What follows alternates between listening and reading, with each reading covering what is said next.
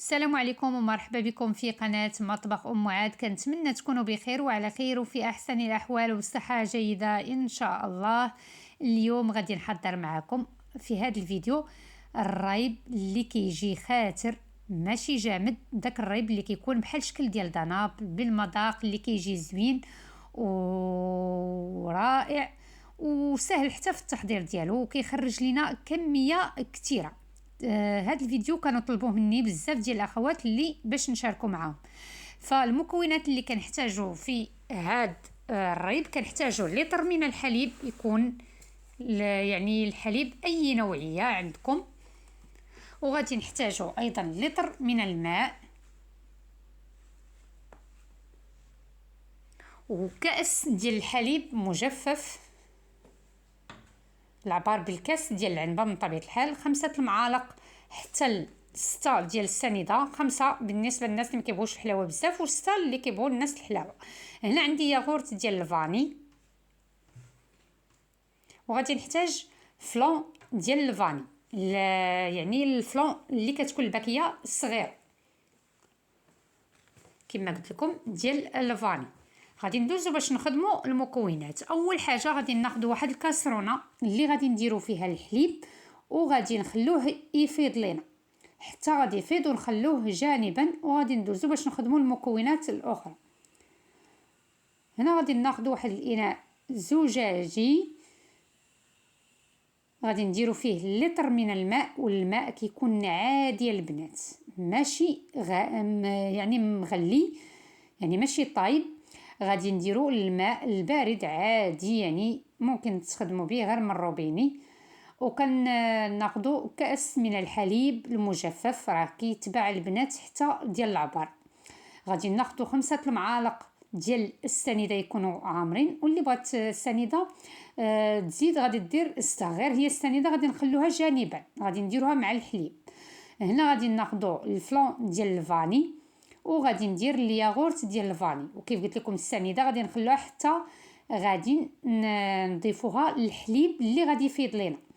هنا غادي نخلطوا المكونات، وبالنسبه للاخوات اللي ما بغاتش دير الفلون ديال الفاني ممكن ديروا 2 ديال الياغورت ديال الفاني.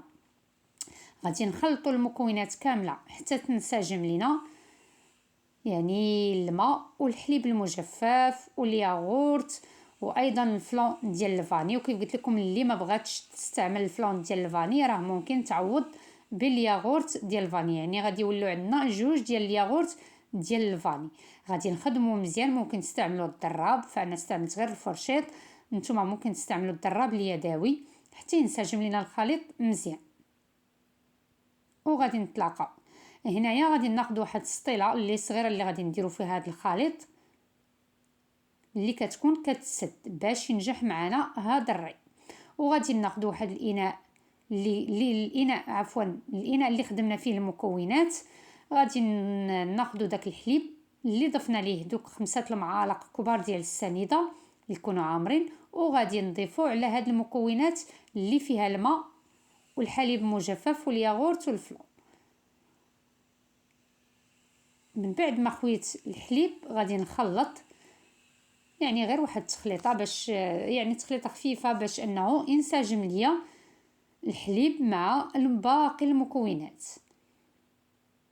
كيف قلت لكم راه كيعطي كميه كثيره البنات، وتحتفظوا به في الثلاجه، راه ما غادي يخسر لكم ما حتى شي حاجه.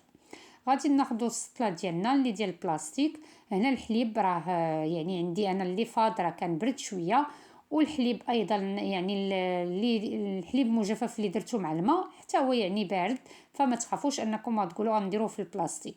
كناخذوا واحد الصفاي كنديروه في داك السطله الصغيره، وغادي نبداو نخويو الحليب ديالنا اللي خلطناه مع الماء.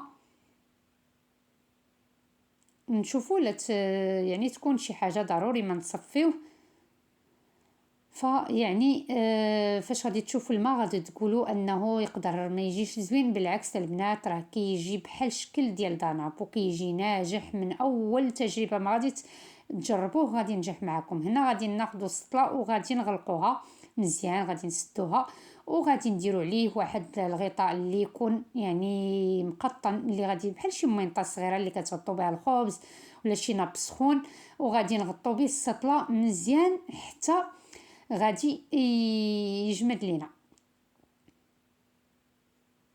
هنا الخليط من بعد ما جمد ولا يعني خاتر ماشي جامد كيف الريب العادي، هنا راه ولا لينا يعني خاتر بحال الشكل ديال الضناب كيجي زوين. غادي نشوفوا هنا بقى ليله كامله البنات، كتخلوه ليله كامله.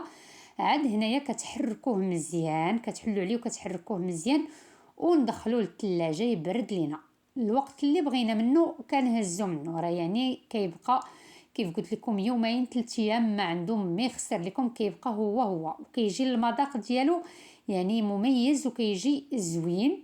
وكيف قلت لكم كيعطي كميه كثيره، كتصيبوه في دقه واحده كيبقى ينفع معكم حتى الناس اللي عندهم افراد ديال الاسره كثيره. وهذا هو الشكل النهائي ديال الريب اللي حضرنا معكم اليوم. الريب اللي كيجي المذاق ديالو بحال الشكل ديال دناب، كيجي لذيذ البنات وكيعطي كميه كثيره. ممكن نتوما ديروا نصف المكونات يعني غير نصف ديال المقادير وينفعنا حتى الوليدات، كيجي يعني ساهل باش تحضروه لهم دغيا.